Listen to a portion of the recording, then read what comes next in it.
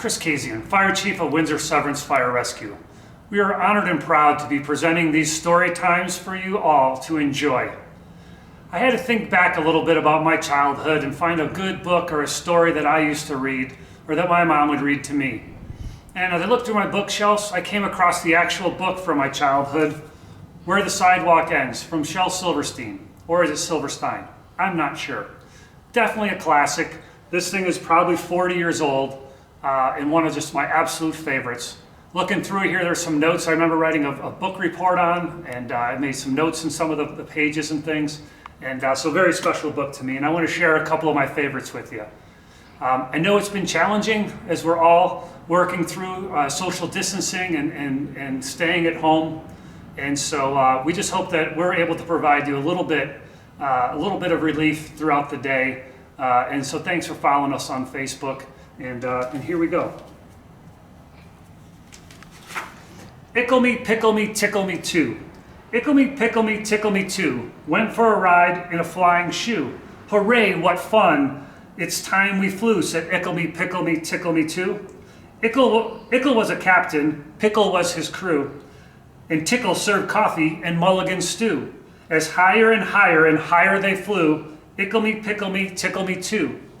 Ickle me, pickle me, tickle me too, over the sun and beyond the blue. Hold on, stay in, I hope we do, cried Ickle me, pickle me, tickle me too. Ickle me, pickle me, tickle me too. I never returned to the world they knew, and nobody knows what's happened to dear Ickle me, pickle me, tickle me too.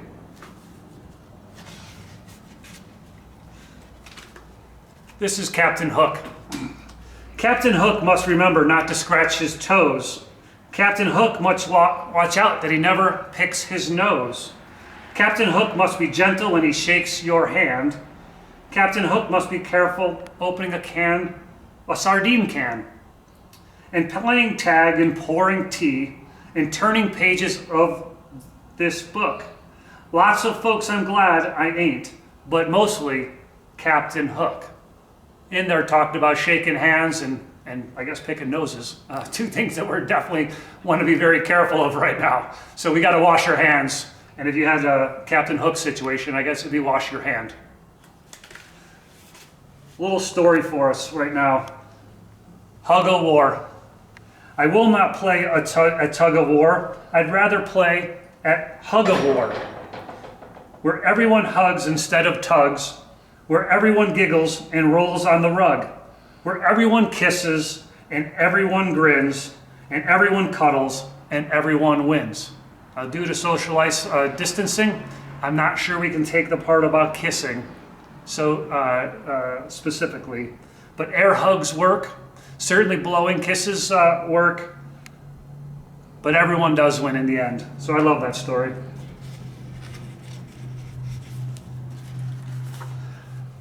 I know we're all watching a little bit of Netflix and Hulu and all the TV shows, binge watching things. So how appropriate do we read to you about Jett and his TV set? I'll tell you the story of Jett, and you know what I tell you is true. He loved to watch his TV set almost as much as you. He watched all day and he watched all night till he grew pale and lean. From the early show to the late show and all the shows in between. He watched till his eyes were frozen wide and his bottom grew into his chair and his chin turned into a tuning dial and an antenna grew out of his hair and his brains turned into TV tubes and his face to a TV screen, and two knobs saying vert and horiz grew where his ears had been. And he grew a plug that looked just like a tail, so we plugged in little Jim, and now instead of watching TV, we all sit around and watch him. Now I think for all the folks watching, they have no idea what two knobs being vert and horiz are. They probably don't even know what a TV tube is, but nonetheless, we're all watching a lot of TV right now, and I like that one. Sad, we would be having our pancake breakfast in a few weeks, and so we had to cancel that due to all the things going on. But why not read you a story called Pancake? Who wants a pancake, sweet and piping hot? Good little Grace looks up and says, I'll take one from the top. Who else wants a pancake fresh off the griddle? Terrible Teresa smiles and says, I'll take one from the middle. There's always that one kid. I was looking through the book and I thought about this one, boa constrictor. It's kind of got a little symbolic meaning for how we all kind of feel right now. I think we all feel a little constricted, a little bit tight. Our freedoms and our opportunity to move about the country are a little bit restricted. So here's boa constrictor. Oh, I'm being eaten by a boa constrictor, a boa constrictor, a boa constrictor. I'm being eaten by a boa constrictor and I don't like it one bit. Well, what do you know? It's a nibbling on my toe. Oh gee, it's up to my knee. Oh my, it's up to my thigh. Oh fiddle, it's up to my middle. Oh heck, it's up to my neck. Oh dread, it's,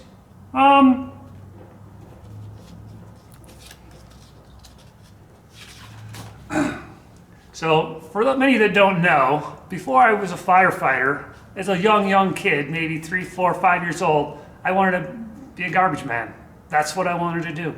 Somehow I ended up here, and I love it. But nonetheless, Hector the Collector kind of rings true for me. So, Hector the Collector collected bits of string, collected dolls with broken heads and rusty bells that would not ring, pieces out of picture puzzles, bent up nails and ice cream sticks, twists of wire, worn out tires, paper bags, and broken bricks, old chip vases, half shoelaces, Gatling guns that wouldn't shoot, leaky boats that wouldn't float, and stopped up horns that won't toot.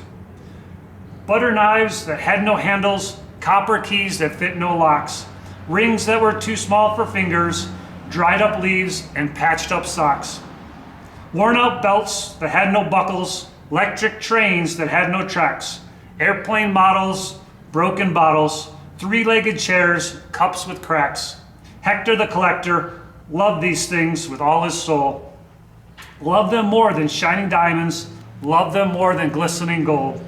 Hector called all the people, come and share my treasure trunk, and all the silly, sightless people came and looked and called it junk.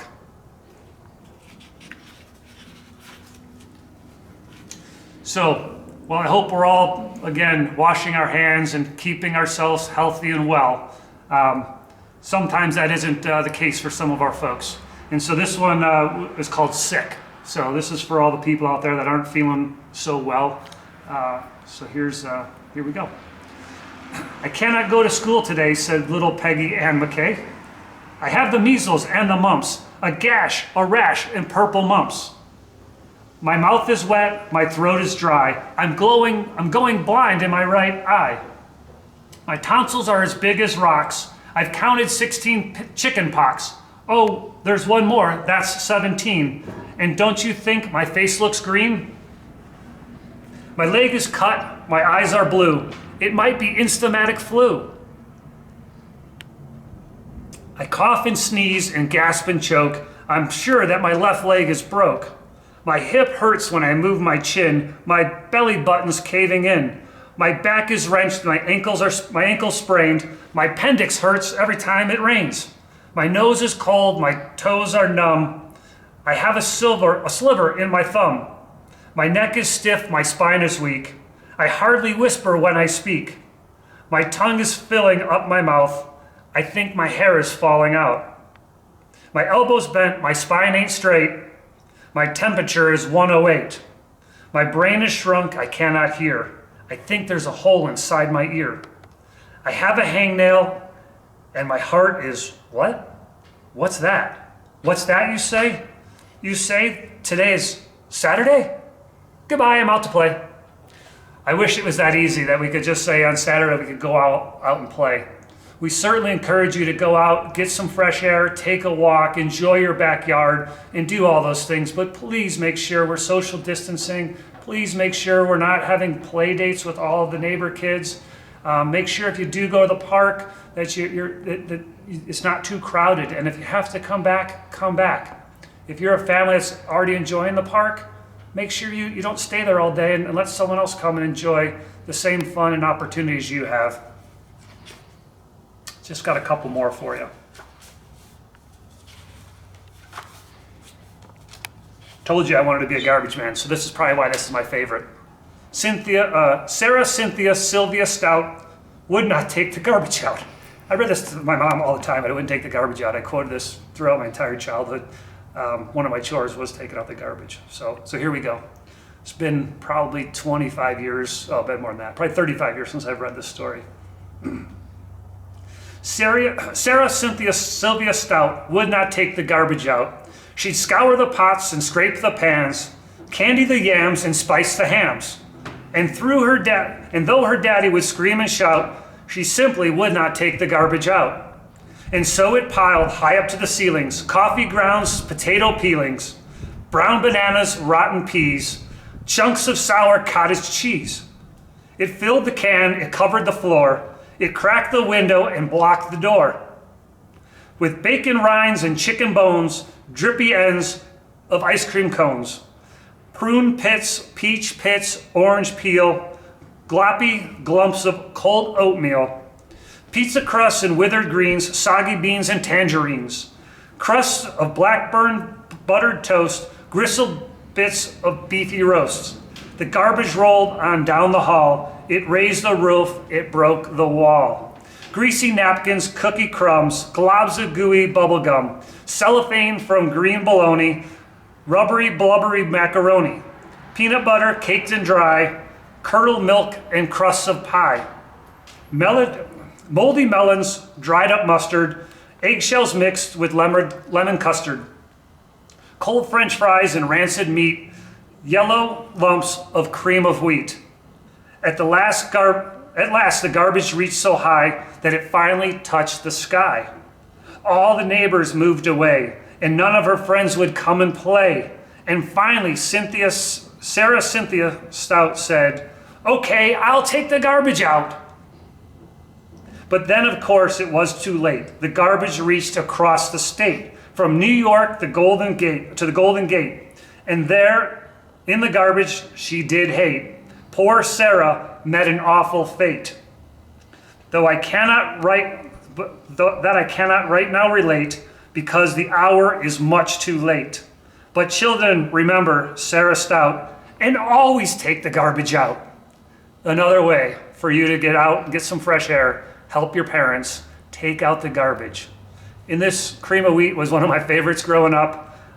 So I love that part. I didn't even know that was in there. Doing the dishes was one of my jobs as a kid. One of the chores I had to do. Mom, I know you're watching this, so go with this. And I did a great job, I'm sure.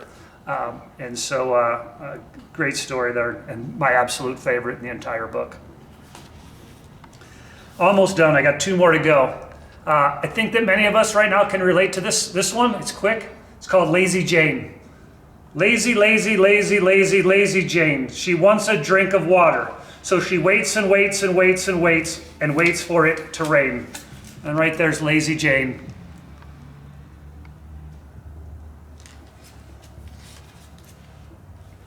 As I finish the book with its namesake, Where the Sidewalk Ends, I just want to tell you that it's been a great opportunity to read to all of you. I appreciate all the nice, kind words you all share. Plenty of text messages from my friends laughing at me reading books to all the kids. That's what we do as fire chiefs and what we do at the fire department. I really appreciate all the work everybody's doing to help us flatten the curve, to wash their hands, to make sure that we make a difference.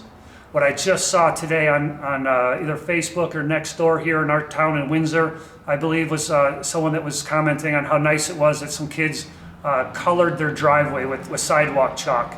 And it just got me thinking about how this will tie right in. So if you got some sidewalk chalk, or you're placing the next Amazon order, throw some sidewalk chalk in there and spruce up your driveway, so as your neighbors are walking by, they get a chance to see that and brighten their day. So thank you for joining me. I'm going to end with Where the Sidewalk Ends.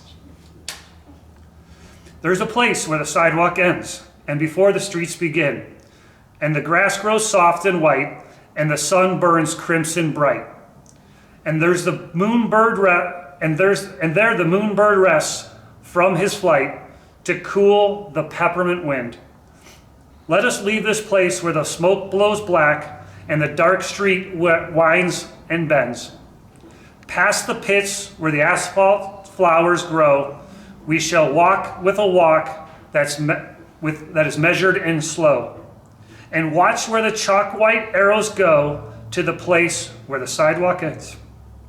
Yes, we all walk with a walk that's measured and slow, and we'll go where the chalk white arrows go. For children they mark, and children they know the place where the sidewalk ends. Be safe, everybody. Thank you.